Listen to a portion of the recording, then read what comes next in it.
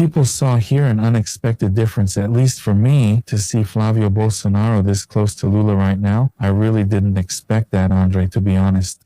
Because in that scenario, what were you expecting, Michel? In 2022, it was very far apart. But what were you expecting? Michel, Lula behind? No, not at all. I expected them to be much farther apart. All right. Lula has the machinery of government at his disposal. Lula already has one, and even though he has a very high rejection rate, he has always had approval and a very committed, very strong group of voters. So it's a bit of a surprise for me to see Flavio Bolsonaro not that far from Lula. Oh, I see. You thought Lula would maybe do a little better. Yes. No, not exactly that Lula would do better, because it's more or less expected that he would have this percentage in the polls, really.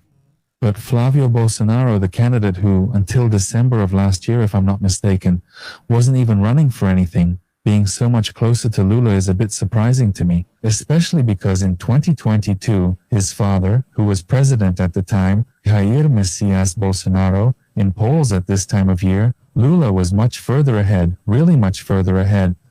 Theoretically, if I'm not mistaken, according to the notes I made here, around April 2022, Lula had about 44%, Bolsonaro had 29%. There was a 15 percentage point difference back then in 2022. 15 more for Lula. Exactly, not now. 44 for Lula and 39 for Flavio Bolsonaro. The difference is much smaller than I expected. But I didn't understand your logic, Michel. I'm not following your logic right now.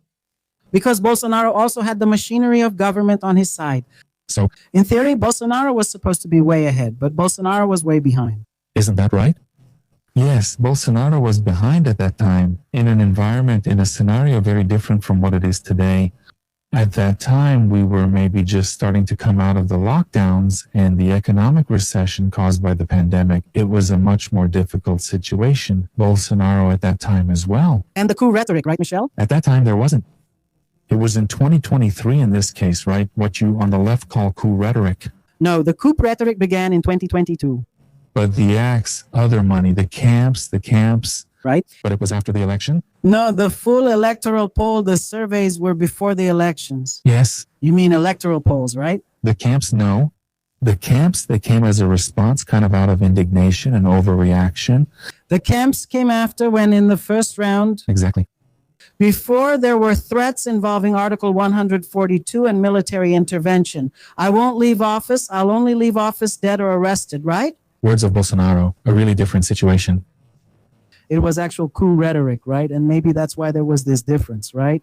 Now, I understand that Flavio is taking a more moderate stance, right? Yes, for sure. So to see if he can win over part of the right? Because there's a certain right-wing group that doesn't want Flavio. There are other candidates. And also to win over the center, right? The more moderate people. He's selling the idea of being more moderate. He wants to attract both, right? Maybe that's it. Yeah, he wants to attract both. Maybe that's why there's this closeness to Lula's government. But it could also be that the current government's unpopularity might also help bring about something similar to what happened in 2022, the rejection. How is it? Let's check the rejection here and search for it there. The difference seems to be small. Right? Yes, we're going to have a very high rejection rate. Flavio Bolsonaro himself doesn't have such a high rejection rate, but he inherits it. Yeah, from his father? He inherits it. His last name, unfortunately for him, brings benefits, but it also brings a lot of disapproval, because the people who don't like his father also won't like him. Sometimes they won't even want to hear what he has to say. Yes, just like Lula has high disapproval. Yes, but Lula's is his own, right? Jair Bolsonaro, the rejection is his. Lula, the rejection is his. Flavio, not always. Flavio's rejection is inherited from people who don't like his father. Yeah. Much of it comes from his father. But Flavio also has some disapproval. Even with the context, yes, but much less. Because of the salary kickback scheme, right? Yes, but much less. And what we had at that time too, back in 2022, the whole scenario there, it was much more complex, right? It was harder to digest because we were coming from a situation we had never experienced before. The pandemic, that whole thing was horrible. And Bolsonaro's disapproval at that time was also largely because of that. Of course, vaccines, some of his statements, I'm sure they weren't what they were later made out to be. For example, him imitating a cough. They really went after him there, imitating a person who was coughing to go to the hospital, right? That statement, it wasn't made in a mocking tone, but it was used completely. No. He didn't imitate the cough. No, I remember. He imitated it, exactly. A shortness of breath. A mockery. He said people in that situation should go to the hospital. Yeah, but he said that sarcastically. He was making fun of people. That's what was emphasized. In the context, it was just a little flu. But see, that's the problem. So, we may not agree with the way his words were used, but he did say it. He created an image that shaped people's expectations. One thing is connected to the other because we're talking about the same person. We're talking about someone who imitated people dying and then said it was just a little flu, that people didn't need to stay home, and so on and so on. And so on. In that situation, he told people who were in that situation to really seek help at the hospital. But look, let's think about this in a very real way. If one of our relatives, someone we love very much, is in a situation that difficult because maybe time has made us forget how bad it was, but many haven't forgotten because that situation was really tough. A person who has someone in the ICU intubated, about to lose someone they love, and there were some statements like that, they don't want to know what's going on. They already feel a lot of resentment toward the speaker, naturally. So we have that situation of exploitation. Humanity, right? Exactly. We're seeing the exploitation of what he said. We agree on that. But he said it. He said it. He was inhumane. He was mocking. He was cruel. Especially because he was the president. So people expected a more formal and more humane behavior. And he didn't have that to give. And in fact, I believe that one of the reasons he lost the election was exactly this catastrophe in his handling of the pandemic. The management of the pandemic there. Even though what could be done regarding the vaccine was done, since it was one of the first countries in the world to start vaccinating, right after Anvisa approved it. It's very sad, isn't it? Yes, that's very painful. You have to get vaccinated. You turn into an alligator. And then think of a person. Bolsonaro called anyone who gets the vaccine a sissy. It's really hard to swallow, isn't it? Absolutely. And think about someone who's there, who maybe even supported him before, seeing a situation like this, maybe hearing other people talking about him. The image that stays of him really isn't so good, but it's interesting. Michelle, you know he doesn't need anyone to speak for him. He said it himself. Yes. That's why Bolsonaro is the one who said all of it. It wasn't me who said it. It wasn't someone who made it up. Bolsonaro did it, and it's funny because it's all on video. Yes. Him doing all these very mocking and cruel things during the pandemic. That was the result, and it resulted. Including in his loss to Lula. Yes. Because if Bolsonaro had taken a humane stance. But amen, right? During the pandemic, he could very well have been Lula. The result would have been Lula? Because many people, I believe, from the right voted for Lula because of Bolsonaro's mocking and cruel attitude during the pandemic. I don't recall everything that happened. Isn't that right? When you lose someone like that and hear what he says. Obviously, right? But Michelle, people don't say he didn't say that in that context, but unfortunately he did. And maybe this result you just mentioned, that surprised you. Maybe we're looking at a new context, like you said. Because Flavio, he's presenting himself as more moderate. Yes, but the unfavorability issue isn't the same either, I think, Andrea. Because just like Bolsonaro, he made himself deeply unpopular and ended up helping Lula get elected in 2018. I believe it was a very similar situation, right? There was a lot of backlash against the left-wing government that ended up bringing about Bolsonaro's election. Yes. In 2022, a right-wing government became more unpopular, leading to the election of a left-wing government. Lula's rejection rate is also unfortunately high, which can once again lead to a shift in power again because of that rejection. Because of Lula's rejection rate. Right, exactly. But Bolsonaro, Flavio, also has a high rejection rate. Yes, it's like we were saying. He doesn't have such a high personal rejection rate, but his last name drives his rejection much higher. Yes, that too. So, not even in the debates. We have the good. The debates are coming in October. There's still a long way to go, right? The debates. And it's an issue that I think is very important that we had. Can I talk a little bit here about a survey we had in April 2022? At that time, there were 7 candidates here. Lula, Bolsonaro, Moro, Ciro, Janones, Doria, and Trabiti. 3 of them ran. Moro, Janones, and Doria. So, we have here that at that time, Lula had 44% in the polls, and Bolsonaro had 29%, a difference of 15 percentage points. Now we have a difference of about 6 or 7 percentage points, also considering the margin of error in the polls, it's a much smaller difference. That's why I'm surprised. Since in 2022 with government resources, Bolsonaro had a much larger margin than now. Higher or lower? He was much lower in the polls than Flavio is. Exactly, much lower. The whole pandemic situation. And why do you think that is? How is that resonating now, and what impact is it having? This smaller difference now, I believe there are some points that are more noticeable. The first is voter rejection, and maybe a very negative assessment of the current government. There are things he did, but there are many things he failed to do. We have a public security issue that plays a major role in how people vote, which involves a whole debate regarding, for example, criminal organizations and gangs as well, and there's that debate about whether to classify them as terrorist organizations or not. Unfortunately, the fight against these criminal organizations isn't being conducted as we had hoped. There's also a situation of increased tax burden, even though we have the approval of income tax exemption for people earning up to 5,000 reais, right? Theoretically, it was good, right? But there's financial compensation involved since the government can't lose that revenue, can it? Yeah. So even if we have the possibility of an improvement of a tax reduction for a certain segment of the population, there will be a corresponding increase for another segment. So there's always a tax increase. That also has a big impact. For example, we saw the creation of the Blusinhas tax, remember? That hasn't gone over well, and now the government is taking a hit. Did Flavio vote for or against it?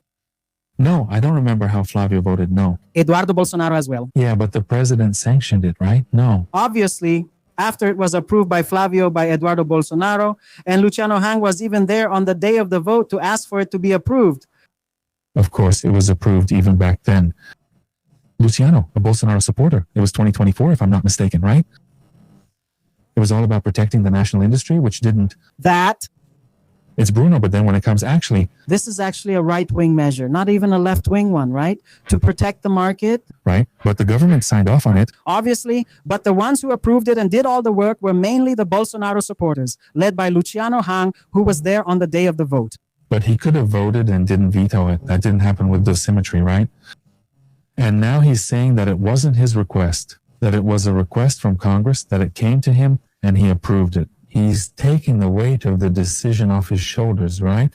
No, because it's not just his, right? Michel, yes. But he's taking it. Do you realize the Bolsonaristas led the effort to get it approved? I get it all, because it makes it look like it's just Lula. It's just Lula. If there hadn't been a path for it to pass, it never would have been approved, right? Obviously, because the Speaker of the House and the Senate President wouldn't let it go through. And it was sanctioned. That's the point. There's no blame. No, that's not the point, but there's shared blame. No. It's not responsibility, it's not blame. Everyone is responsible. Now, what we can't do is place the blame on Lula, like, oh, Lula raised the tax on clothes, when in fact it was the Bolsonaro supporters who approved this in Congress. It was led by all the scheming of the Bolsonaro supporting businessmen who were behind this. So what happened? Lula had to sign it because he didn't want to pick a fight with those people. he didn't have to. Besides, Lula really wants to, and he did this to protect the domestic market. he admitted it. He supported it a lot back then, and now he's not supporting it anymore. So there's a whole scenario here for his unfavorable rating to go down, for the bad impression to lessen. The issue now. Let's not talk about the points right now. So the people caught up in this election debate right now who don't like Lula, don't like Bolsonaro, hear a speech like this. Do you think then that it's beneficial for him? It's Renan Santos. For Renan Santos, it is. Renan Santos, he's basically just talking tough. He's going to say everything that's not doable. And you see, for example, sorry to interrupt you, Andre. Do you see a similarity? Sorry. No, sorry, you can interrupt. It's no problem. Do you see a similarity in this discourse, maybe a bit more aggressive, from Renan Santos now with what got Bolsonaro elected back in 2017, 2016, and all the way up to 2018? So, in your view, Renan Santos isn't really in it for this election right now. It'd be for a future one, right? Renan Santos, he's testing things out. And of course, the more votes he gets, the higher his percentage will go. For him, politically, that's going to be very interesting. And what is he flirting with? He's trying to take votes away from Flavio Bolsonaro. He's trying to take over an area that Flavio is kind of leaving hanging. With this moderate stance of his, yes. That he doesn't attack? That's right. Flavio is kind of leaving the Bolsonaro supporters leaderless, you know? The more radical ones are like that. Renan talks about military intervention, insisting on this candidate. Flavio stays calm. Exactly. And Renan wants to take that space, take votes away from Flavio. That's what he wants. So he's capitalizing on it now, but what does he gain from this in the future? Wow. Because, look, being more well-known. Yes, but for an election, do you think he can do it? Something that big, a presidential election? No. No, he won't be able to do it now. No, definitely not. But the more votes he manages to take from Flavio, the more political capital he'll have. Look, Renan Santos is part of the NBN, right? Others from this movement are much better known. Procure. Right? There's also Arthur Duval. Why didn't they try? There's even something there that maybe we haven't noticed. It's not so visible to us. Why Renan Santos? I think Renan Santos is coming in as a figurehead to go all in. He's the scapegoat, right? Exactly. He's going all in, and he's going after Flavio with everything he's got. If he joins the debates, will he mainly target Flavio? Mainly Flavio, because that's my perception. Yes. Because the fight, Michelle, is about who can make the runoff against Lula. But do you think it's very unlikely that anyone other than Bolsonaro will make it? It's difficult, but the closer they get to Flavio, the better it will be politically. Yes? Let's negotiate support for the runoff, okay? Because let's stop and think. These people we're talking about, Caiado, Zima, Dos Santos, whose votes do they take away from? Well, Caiado, he's not left-wing at all. Zima too? Who does Caiado take votes from? Theoretically, the people who are Bolsonaro supporters will remain Bolsonaro supporters. But those who are right-wing, closer to the center, will definitely not vote for Lula. So these undecided ones, I'm going to ask the question that you're circling around. Circling around and asking me, I'm going to give you the answer now. So these undecided voters who are closer to the center, who don't really like either Bolsonaro or Lula, they won't vote for either of them. But Lula, definitely not. And a left-wing candidate, if it's not Lula, there isn't one either. There isn't one. So people on the right will probably lean toward these other three candidates here. Exactly. Caiado, Zema, and Renan. Yes, exactly. Even Ciro, if he runs, right? Maybe he will run. Ciro, do you think Ciro is still? I heard about some situations. The PSDB invited him. I heard some talk that he wasn't going to run anymore, but he's a strong force. He's strong. And he has his side kind of, like that. 1 foot here, 1 foot there. So what I find interesting in this study is that all these people are going to try to take votes from Flavio. Exactly. So in this situation, Andre, the runoff is where things will get heated. That's right. That's why I think so. If Lula doesn't win in the first round. Yeah, because he nearly won, right? That's what I'm telling you. In 2022, he had 48%. I just finished talking here with my team. We were chatting and I said, look, it's easier for Lula to win in the first round than in the second. Right. Look, I'll bring up a situation I noticed in these polls in the 2022 election. I told you there was a 15 percentage point difference in the polls. In the election, that difference was 5 percentage points. 48 for Lula, 43 for Bolsonaro. In the polls, it was 44 for Lula and 29 for Bolsonaro. Bolsonaro grew by 14 points from the polls to the first round of the election. Bolsonaro's gains were huge, much bigger than Lula's too. Which is a problem. Why? Back then, it was a 15-point difference in the poll. Now it's 6. If there's similar growth from now until the election, it's Lula's candidacy that might not make it to the second round. I'm not saying I don't believe that's going to happen, so I think there will be a second round for sure. But if this pattern from the first round of 2022 repeats now, there won't be a second round because Flavio would be elected in the first. Only if in the debates Flavio did really well, right? Exactly. That's the situation. It's a possibility. He can debate really well, right? But Lula is, we might dislike him, but he's really clever in debates. Yeah, Lula is a guy. Right? He's really sharp. Lula is a guy now.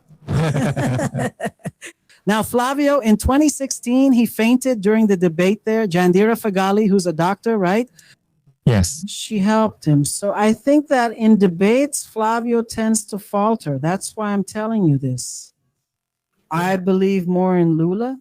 In a first round win for Lula than in a runoff against Flavio. No? That's the situation. Because the numbers are very high, Michelle. It's 41. It's close. It's very close to the threshold to avoid a runoff. But Lula, in the first round of 2022, got 48.4%. He almost won in the first round. He did. That's right. So if I were part of the government base, if I were Lula, I would focus in every possible way to try to win in the first round, already working on partnerships for the runoff. Right. I know there's a second round situation, but things are so complicated now. Why? Back in 2022, from the first to the second round, Lula gained 3 million votes. Who came in third and fourth place in that election? Simone Tebet with 4% and Ciro Gomez with 3%. The two of them, if you add their votes together, that's more than 8 million votes. Did both of them did Ciro support Lula too? Lula, yeah. Not so much, because it seems like he was kind of upset with Ciro over there. Not so strongly, right? Simone was the one who took the lead and campaigned. Oh, I remember. Ciro said that he stayed quieter, but that he wasn't going to campaign. But his part went, right? Lula's voters went. Simone was stronger. She was. She campaigned hard, even with Lula. What are your thoughts on this second round? Lula gained 3 million votes, and there were 8 million from the other two candidates who backed him in the second round. Bolsonaro gained 7. So for this second round here, if it goes to a second round, in a situation with 5 candidates where 4 are theoretically from the right, it's a bit complicated for Lula, don't you think? I just said it's easier for him to win the first round than the second. So like this situation with these other 3 candidates who entered, Caiado, Zima, Renan Santos, we don't really know how it's going to work now. I think they entered precisely to participate in the debates, to attack the left-wing candidate, and to throw their support behind Flavio Bolsonaro in the second round. So you think the strategy is to attack Lula so they can support Flavio Bolsonaro in the second round? All of them. Flavio against. That's how it seems to me. Then try to make it to the second round. Try to take down Flavio. I think it's unlikely. Yeah. That's another strategy that could be. I think why, back in the first round of 2022, which candidates were right-wing, there was sometimes I'm not sure if it was Cabo Daciolo or Padre Kelman, who was theoretically right-wing, Padre Kelman. No, Padre Kelman, for God's sake. He's a caricature. So what happened, Papagayo? Of the first 4, in 2022, Bolsonaro against 3 in the second round. Now this could be reversed. 1 among, got it, 5 candidates, will join together to take down Lula in the second round. Theoretically, yes, we don't know, but that's fine. Could be. But it's just that's how it seems to me, Andrea, this situation right now. Because does Caiado's voters go back to Lula? No. Caiado's voters, no. So where are we? No, I don't vote. I don't vote. From Zema. Me neither. Yeah. So what it looks like here is that if I go to the second round, unfortunately, it's for the left. It doesn't seem like a very positive scenario, does it? Yeah, it depends on the strategy because, like I said, you just said it. Lula is very smart. Yes. Here's the thing about Lula. In my view, he's going to try to win in the first round, but he's already working on the second round because what you're seeing, he's already seen. Oh, for sure. I'm just a minor voice here. What will the strategy be if it goes to a runoff? Because, for example, there are people there who are in the second round from the PSD who are part of Lula's base. How is that situation going to be in the second round, And also another question, why isn't there another name running for this? From the left. The left. Huh? Like Jonas Manuel? I mean, he's so well known, but he brings... Like that he was going to leave, right? Yeah, but if he doesn't take part, doesn't it leave too little for the left? Yeah, the left is coming together around one, but I'm not against having another one from the left either. Yeah, but we have to have one because, for example, Lula is 80 years old. I think he's 80 years old. If he's not that age yet, he will be. His birthday is in October, if I'm not mistaken. 81. He'll be 81 at the beginning of the next term. Yes. If he doesn't win now, he probably won't be able to be as strong and healthy at 85 in the future. It's not very likely. No other leaders. So we need to have continuity. Why will he show up? Haddad? Right, but it's all PT, right? For Boulos. So those are other changes. Boulos also has a lot of support. He almost won the São Paulo governorship in 2022. It was in 2024. It was in 2024. That's it. Sorry. It was close. It was in 2024. No, the governor's race was in 2022 as well. No, I mean the São Paulo governorship. Yes. City Hall of São Paulo. It was in 2024. He ran for the mayor's office, right? I got confused. City Hall. That's it. That's the one. Like Pablo Marçal. But also, right? Did you get it? Look at the situation too, right? Did you get it? But it's all good. Pablo Marçal, he was kind of laid back, relaxed. Look, it's crazy over there. There's always someone applying to the police academy. Who shows up 3 times already? We always have a candidate like that, right? Pablo wants a guy. Your perspective is interesting. So anything can happen. So I think we have a range of possibilities. The right is stronger now than it was in 2022. I don't agree.